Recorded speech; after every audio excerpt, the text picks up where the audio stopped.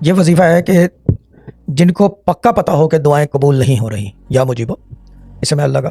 और ये जो है ये अब इतना पावरफुल है कि मैं इसके बारे में ये बता दूं कि इसका वजीफ़ा जो है ना, अमा यजीबुल मुस्तर्रा इज़ा दुआ व यक्शिफुस्सू, ये जो है क्या कहते हैं, ये वजीफ़ा मैंने समझ लो कि 1989 से जो शुरू किया था वो 2010 तक ये पूरी आयत में रोज़ाना रात को यानी कि 12:01 पे बैठता था मैं पूरे इतने सालों तक। यस, 12:01 पे बैठता था। 1.25 घंटे लगते हैं इसको पढ़ने में, तादाद मैं नहीं बताऊंगा, ठीक है ना।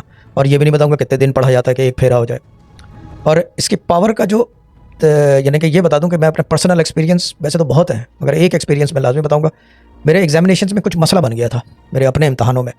अब्बा को बता नहीं सकता था क्योंकि मसला ये है कि पार्टी हो जाती और बहुत शदीद पार्टी हो जाती। वालदा को तो बताने का सवाल ही नहीं था क्योंकि वो तो यानी कि चीर फाड़ कर देती, रैकेट दोबारा निकल आता क्योंकि उम्र बड़ी थी तो शायद रैकेट थप्पड़ पड़ नहीं चलते, लेकिन रैकेट तो पढ़ना ही था, मेरे को रैकेट से पिटता था।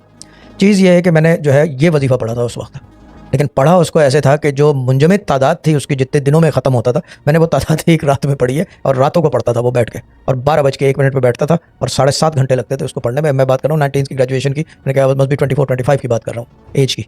अब आप अंदाज़ा कर लो इसकी पावर का। मैंने खुद पढ़ के अपना मसला हल किया था बगैर अब्बा को बताए हुए। और ये नहीं कह रहा कि ये आयत पढ़ी जाए या कुछ, क्योंकि ये वज़ाइफ अभी मार्केट में मैंने